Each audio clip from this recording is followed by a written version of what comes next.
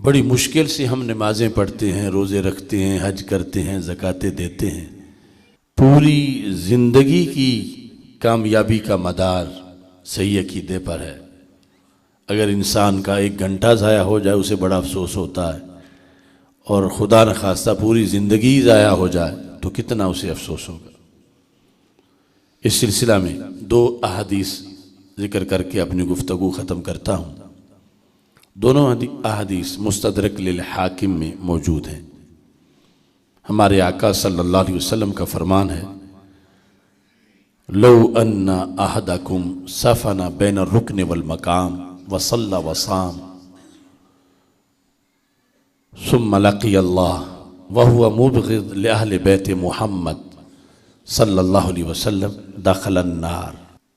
اس حدیث میں ایک ایسے بندے کا عمل ذکر کیا گیا جو مسلمان کہلواتا ہے، ہندو، سکھ، یہودی، کرسچن نہیں، پھر عمل اس کا معمولی نہیں۔ ہم میں کوئی 1000 بار کوشش کر لے تو شاید ویسا عمل نہیں کر سکتا جیسے عمل کرنے والے کا تذکرہ اس حدیث میں موجود ہے، لیکن نتیجہ اس بندے کا جہنم ہے، اتنے بڑے عمل کے باوجود۔ یعنی اس کی ساری زندگی رائگاں ہو گئی محض ایک وجہ سے، جو کھوٹ اس کے دل میں موجود تھی۔ رہتا کہاں ہے؟ عجم میں نہیں، عرب میں رہتا ہے، اور عرب میں بھی پھر حرم میں رہتا ہے، اور حرم میں بھی پھر مسجد حرام میں رہتا ہے، اور مسجد حرام میں بھی پھر بین الرکن والمقام، حجر اسود اور مقام ابراہیم کے درمیان اس کا مصلی ہے۔ یعنی اتنی متبرک جگہ پہ اس کو سہولت میسر ہے کہ وہ وہاں رہے۔ یعنی ہم تو کوشش بھی کریں تو کتنا مشکل ہے، چند دنوں کا ویزا ہوتا ہے، اس کی ساری زندگی بالغ ہونے کے بعد وہاں گزری، اسے کوئی اٹھا نہیں سکتا تھا وہاں سے۔ تو وہ کعبہ کہ جس کو صرف دیکھنے سے گناہ جھڑتے ہیں، وہ ہر وقت وہاں عبادت میں مصروف رہا۔ صافانہ ڈیرا اس نے لگایا ہوا تھا، وہاں سے آگے پیچھے نہیں جاتا تھا، کسی کھیل کود میں، کہیں رشتہ داروں کے پاس، پکا ہو کے وہیں بیٹھا ہوا تھا، نماز روزہ اس میں مصروف تھا۔ لیکن جب اس کا وفات کا وقت آیا تو مرتے ہی جہنم میں داخل ہوا۔ اسے نہ کلمے نے بچایا، نہ اسے نماز نے بچایا، نہ اسے کعبے کے قرب نے بچایا۔ سبب کیا تھا؟ وَهُوَ مُبْغِضْ لِأَهْلِ بَيْتِ محمد صلی اللہ علیہ وسلم۔ کہ یہ ساری چیزیں تب بچاتی جب اس کا کلمہ معتبر ہوتا، اس کی نماز قبول ہوتی، اس کا کعبے کے اندر چلہ، مسجد حرام میں چلہ منظور ہوتا۔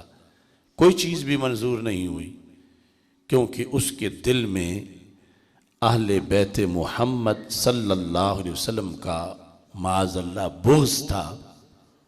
اس بغض کے نتیجے میں ساری زندگی پہ پانی پھر گیا۔ صرف یہی نہیں کہ کوئی اس اجر نہیں ملا، الٹا یہ ہے کہ جہنم میں گیا، اس کا کچھ بھی نہیں بچا، اور کسی چیز نے اس کا ہاتھ نہیں پکڑا۔ اور مستدرک للحاکم میں یہ حدیث بھی موجود ہے کہ رسول اکرم صلی اللہ علیہ وسلم نے ایک دوسرے پہلو سے گفتگو کی۔ فرما ان اللہ اختارنی واختار لی اصحابا۔ یعنی اس حدیث کا خلاصہ یہ ہے کہ ایک شخص زندگی بھر نیک کام کرتا رہا، لیکن مرا تو جہنم میں گیا۔ کیوں؟ اس کے دل میں بغض اصحاب نبی صلی اللہ علیہ وسلم تھا۔ تو رسول پاک صلی اللہ علیہ وسلم نے فرمایا کہ میری آل کا بغض ہو یا میرے اصحاب کا بغض ہو، یہ ساری زندگی برباد کر دیتا ہے۔ نہ کلمہ کلمہ رہتا ہے، نہ نماز نماز رہتی ہے، نہ روزہ رہتا ہے۔ تو پھر ہمیں اعمال صالحہ کے ساتھ اس چیز کو بھی ہر وقت پیش نظر رکھنا چاہیے کہ کہیں کوئی ایسا نظریہ یا کوئی ایسی بات ہمارے دلوں میں نہ ہو کہ جس سے گھنٹہ یا سال نہیں، معاذ اللہ پوری زندگی پہ پانی پھر جائے۔ یہ جو دوسری حدیث ہے، اس میں ہمارے آقا صلی اللہ علیہ وسلم نے فرمایا، چونکہ عام لوگ صحابہ کا معاملہ ہلکا سمجھتے ہیں کہ چلو کچھ ہو بھی گیا تو کوئی بات نہیں، تو اس کے لیے مستقل رسول پاک صلی اللہ علیہ وسلم نے درس دیا۔ فرمایا ان اللہ اختارنی، رب نے ازل سے جب اپنا کوئی محبوب بنانا چاہا تو رب نے مجھے چنا، رب نے مجھے پسند کیا۔ واختار لی اصحابہ، پھر رب نے میرے لیے میرے صحابہ چنے، یعنی صحابہ علیہم الرضوان کے لحاظ سے جو سیریس مسئلہ ہے اس کی طرف توجہ دلائی کہ انہیں محض در والا کہہ کے بات نہ کر دو، تم اگر میرے امتی ہو، انہیں اگر میں چنتا تو تمہیں حق نہیں تھا کہ تم ان پر انگلی اٹھاتے، جب میں نے فائنل کر لیے ہیں تم کون ہوتے ہو؟ تو فرمایا یہ تو اس سے اگلا معاملہ ہے، میں نے چنے نہیں، چنے میرے رب نے ہیں۔ تو پھر ان پر تنقید کرو گے تو اللہ پر ہوگی، کیونکہ انتخاب اس کا ہے اور وہ علیم بذات صدور ہے، اسے ان صحابہ کی جنم لینے سے صدیوں پہلے بھی ان کا پتہ تھا، جب پیدا ہوئے تو پھر بھی پتہ تھا، جب کلمہ پڑھا اور مستقبل میں جو کچھ ہونا تھا سب کچھ پتہ تھا۔ جب اس نے ان کو کلیئر کر کے فائنل کر دیا تو میرے آقا صلی اللہ علیہ وسلم فرماتے ہیں رب نے پھر ان کو کئی بار میرے لیے چنا، ایک جہت صحابی ہونے کے لحاظ سے، پھر انہی میں سے رب نے میرے وزیر چنے، پھر انہی میں سے رب نے میرے سسر چنے، پھر انہی میں سے رب نے میرے داماد چنے۔ فرمایا اتنی بار رب نے ان کو چنا، یعنی کسی کو تو صرف صحابیت کے لحاظ سے، کسی کو 2 بار، کسی کو 3 بار 4 بار۔ فرمایا فمن سبہم، اب جو ان میں سے کسی کو گالی دے گا فعلیہ لعنت اللہ والملائکہ والناس اجمعین، اس پر اللہ کی بھی لعنت ہوگی، فرشتوں کی بھی ہوگی، سارے لوگوں کی بھی ہوگی۔ لا یقبل منہ یوم القیامت صرف ولا عدل، قیامت کے دن یہ بندہ جس کا جرم یہودی ہونا نہیں، کرسچن ہونا نہیں، ہندو ہونا نہیں، سکھ ہونا نہیں، کلمہ پڑھنے کے باوجود وہ بغض صحابہ رکھتا ہے، اگرچہ کتنا بڑا حاجی نمازی ہو۔ فرمایا میدان معاشر میں جب یہ جائے گا کہ میں نے تو فرض بڑے ادا کیے تھے، کہاں ڈھیر ہے میری نیکیوں کا، میں نے نفل بڑے پڑے تھے، تو رسول پاک صلی اللہ علیہ وسلم فرماتے ہیں کسی ایک فرض کا اجر بھی اسے نظر نہیں آئے گا، کسی ایک نفل کا ثواب اسے اپنی مخصوص جگہ پہ، جہاں سے یہ ہے کہ وہاں تو پہاڑ بنے ہوں گے ثوابوں کے، ایک نفل کا ثواب بھی نہیں ہوگا۔ جب یہ پوچھے گا کہ وہ میں ساری زندگی نیکیاں کرتا رہا، تو جواب ملے گا جو حضرت صدیق اکبر کو گالیاں دے اس کو نماز کا ثواب نہیں ملتا، جو سید عائشہ صدیقہ یا حضرت امیر معاویہ یا کسی بھی صحابی کے بارے میں بغض رکھے اس کو روزے کا اجر نہیں ملتا۔ مبارک ہو اہل سنت، تمہیں عقیدے کی بنیاد پر، کہ سنی ہونے کا مطلب یہ ہے کہ رسول پاک صلی اللہ علیہ وسلم کی آل پاک کے ہر فرد کا ادب کرنا اور صحابہ کرام میں سے ہر فرد کا ادب کرنا، چونکہ ان میں سے کسی کا بغض بھی اگر ہو دونوں جانب سے تو پھر نہ نماز قبول ہے، نہ روزہ قبول ہے، نہ کلمہ قبول ہے۔ یہ دونوں محبتیں دو نہیں، کہنے کو دو ہیں، حقیقت میں ایک ہیں۔ اسلام دھڑے بندی نہیں چاہتا تھا، نہ آج چاہتا ہے۔ اسلام تفرقہ نہیں چاہتا تھا، نہ آج چاہتا ہے۔ تو شریعت نے پھر ان دو محبتوں کو مکس کر کے ایک بنایا، تاکہ مسلمانوں میں یہ نہ ہو کہ ایک طرف آل کا دھڑا ہے، دوسری طرف صحاب کا دھڑا ہے اور آپس میں لڑ رہے ہیں۔ مکس کر کے ایک بنایا۔ وہ کیسے بنایا کہ رسول پاک صلی اللہ علیہ وسلم نے فرمایا فمن احبہم فبحبی احبہم فمن ابغضہم فببغضی ابغضہم احب اہل بیتی لحبی۔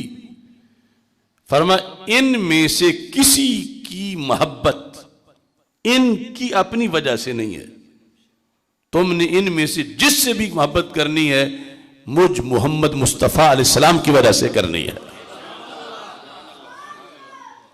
اس طرح ان دو محبتوں کو ایک بنایا گیا کہ ان کا سبب ایک ہے، وہ ہے ذات مصطفیٰ صلی اللہ علیہ وسلم۔ صحابہ کو ویسے نہیں ماننا، سرکار کے صدقے ماننا ہے۔ آل کو ویسے نہیں ماننا، سرکار کے صدقے ماننا ہے۔ اگر آل رسول علیہ السلام کو سرکار سے ہٹ کر وساطت سرکار کی نہ ہو ویسے مانا جائے تو اس سے شریعت نے روکا ہے، اور وہ محبت جنت نہیں لے جاتی، جہنم لے جاتی ہے، جس میں سرکار کو سائیڈ پہ کر کے کسی سے پیار کیا جائے۔ اصل محور ذات رسول علیہ السلام۔ یہ فرض ہے کہ دونوں محبتوں میں سامنے سرکار کا چہرہ ہو، کہ ہم ان سے سرکار کی وجہ سے پیار کر رہے ہیں۔ تو پھر ہو کیسے سکتا ہے کہ جب سرکار کی وجہ سے ہو تو ایک طرف کا ہو دوسری طرف کا نہ ہو؟ پھر رافضی نہیں بنتا، پھر خارجی ناسبی نہیں بنتا۔ جب سرکار کی وجہ سے ہے تو پھر دونوں طرف کا بیک وقت ہے اور ہر سینے میں ہے۔ تو کیا ایک بندے کے دو دھڑے ہو سکتے ہیں کہ اس کا آدھا ٹکڑا ایک طرف کرو اور دوسری طرف آدھا کرو؟ تو جیسے ایک بندے کا سینہ بیک وقت ایک ہی دھڑا ہے اور وہ ذات مصطفیٰ صلی اللہ علیہ وسلم والی جماعت ہے، یہاں دھڑا بندی نہیں۔ تو یہی قانون ہے امت میں وحدت کا کہ جسے ماننا ہے سرکار کے صدقے ماننا ہے، سرکار کی نسبت سے ماننا ہے، سرکار دو عالم صلی اللہ علیہ وسلم کی وجہ سے ماننا ہے۔ اگر سرکار کی وجہ سے مانے تو پھر کوئی تشویش نہیں، اگر سرکار کو چھوڑ کے مانے تو پھر دھڑا بندی ہے، کوئی کسی کی پارٹی ہے کوئی کسی کی پارٹی ہے۔ اور سرکار فرماتے ہیں تم نے ان کی وجہ سے نہیں ماننا، میری وجہ سے ماننا ہے۔ احب اہل بیتی لحبی، میری آل سے تم نے میری وجہ سے پیار کرنا ہے۔ تم نے انہیں جدا جدا نہیں دیکھنا کہ کریں پیار یا نہ، جب وہ میری آل ہیں تو تم میرے امتی ہو۔ تم ہوتے کون ہو؟ کلمہ میرا پڑھو اور میری آل سے پیار نہ کرو۔ یعنی ان دونوں محبتوں کو رسول پاک صلی اللہ علیہ وسلم نے ایک نام دیا، وہ ہے عشق رسول صلی اللہ علیہ وسلم۔ تو جو ان دونوں محبتوں میں سے کوئی ایک چھوڑے، نتیجہ یہ ہوگا کہ وہ عاشق رسول علیہ السلام نہیں۔ عاشق رسول بننے کے لیے دونوں محبتیں بیک وقت ضروری ہیں، اور وہ ملتی تب ہیں جب ذات مصطفیٰ صلی اللہ علیہ وسلم کو سامنے رکھا جائے، سرکار کو بائی پاس نہ کیا جائے، رسول پاک صلی اللہ علیہ وسلم کو کراس نہ کیا جائے، سرکار کا وسیلہ صدقہ وساطت اس کو نہ چھوڑا جائے، سرکار ہی کی وجہ سے جب سب کو مانا جائے تو پھر اصل محور ذات مصطفیٰ صلی اللہ علیہ وسلم ہے۔ اور ان کی وجہ سے بیک وقت ہر سینہ جو جنتی سینہ ہے اس میں یہ دونوں محبتیں بیک وقت پائی جاتی ہیں، اور یہ سچی ہوتی تب ہے جب دونوں پائی جائیں۔ ایک طرف کی ہو دوسری طرف کی نہ ہو تو یہ ذات رسول پر اعتراض ہے کہ ان کی نسبت ایک طرف تو پھول نکالے اور دوسری طرف کانٹے ہوں، حالانکہ وہ ذات تو جہاں قدم رکھیں وہاں بھی بہار آ جائے۔ وہ اگر ایک دراز گوش پہ بیٹھے تو صحابہ دراز گوش کا ادب کریں، تو جن کے بیٹھنے سے جانور کا پیار لازم ہو جائے، تو جن کے گھر ان کی بیٹیاں ہوں اور جن کی بیٹیاں سرکار کے گھر ہوں. تو یہ کتنی بڑی نسبت ہے کہ جس نے ان ساری محبتوں کو یکجا کر دیا ہے. اب یہ ہے فرقہ واریت کہ ان محبتوں کو جدا جدا کرنا اور دھڑے بندی بنانا اور پارٹی بازی کرنا. اور ان محبتوں کی بنیاد پر دیکھو دشمن نے لیبیا ہو یا عراق ہو شام ہو وہاں مسلمان لڑ لڑ کے آپس میں تباہ ہوئے. تو کس وجہ سے کہ دو محبتیں ٹکرا رہی تھیں. حالانکہ ان کا اصول شریعت نے تو یہ دیا ہے کہ یہ دو ہیں ہی نہیں، سبب ایک ہے تو مسبب بھی ایک ہے. سرکار کی وجہ سے ماننا ہے. تو جب سرکار کی وجہ سے سرکار جس جانور پہ بیٹھے اس کو جب کسی نے کہا کہ آزانی نتن و ہمارے کا، عبداللہ بن ابی بن سلول نے یہ کہا کہ یا رسول اللہ صلی اللہ علیہ وسلم، سرکار کی سواری گزر رہی تھی، دراز گوش یعنی گدھا مبارک پہ سرکار بیٹھے ہوئے تھے. اس نے کہا مجھے آپ کے اس سواری یعنی گدھے کی بدبو نے تکلیف دی ہے. سرکار کو کچھ نہیں کہا، جانور کے بارے میں یہ لفظ بولے. تو حضرت عبداللہ بن رواحہ رضی اللہ تعالی عنہ برداشت نہ کر سکی کہ تم ہوتے کون ہو کہ ویسے جانور جانور ہے مگر اس پہ تو ہمارے محبوب بیٹھے ہوئے ہیں اور تم نے اسے بدبو والا کہا. واللہ لحمار رسول اللہ صلی اللہ علیہ وسلم اطیب ریحا منکا، صحیح بخاری میں ہے. فرمایا خدا کی قسم یہ جو جانور ہے یہ تجھ انسان سے کروڑوں مرتبہ زیادہ خوشبو والا ہے. اور جلالین میں الفاظ یہ ہیں واللہ لبول حمار رسول اللہ صلی اللہ علیہ وسلم اطیب ریحا منکا، خدا کی قسم میرے نبی علیہ السلام کے دراز گوش گدھے کا پیشاب بھی اے عبداللہ بن ابی بن سلول تجھ سے زیادہ خوشبو والا ہے. یہ جملہ بولنے پر لڑائی ہو گئی. صحابہ نے مارا بھی، مار کھائی بھی، مگر یہ بتایا کہ جانور کو نسبت مل جائے تو وہ بھی عظمت والا بن جاتا ہے. تو جب سرکار کی نسبت والے جانور کی مومن بے ادبی برداشت نہیں کر سکتا تو پھر سرکار کی آل یا صحابہ کی کیسے کر سکتا؟ یعنی جانور کی نسبت اور پھر وہ ذات جو کندھوں پہ بٹھا کے غار کا سفر کر رہے ہیں. جانور کی نسبت پھر جن کی شہزادیاں سرکار کے عقد نکاح میں ہیں. جانور کی نسبت اور پھر جن کی عقد نکاح میں میرے رسول علیہ السلام کی شہزادیاں ہیں. اب یہ ہے دونوں محبتوں کو ایک بنانا. دونوں فرض ہیں، دونوں ذات رسول علیہ السلام کی وجہ سے ہیں. دونوں میں سرکار کا صدقہ پیش نظر ہے. سرکار کی فساطت کی بنیاد پر دونوں طرف کی محبتیں ہیں اور بیک وقت پائی جائیں تو پھر سچی ہیں. اگر ایک ہو دوسری نہ ہو تو یہ تنقیص ہے شان رسالت میں کہ ان کی نسبت کی ایک طرف نے تو فائدہ دیا اور دوسری طرف پہ کچھ بھی نہیں ہوا. حالانکہ وہاں تو گدھے کو نسبت مل جائے تو اس کو اتنا مقام مل جاتا ہے.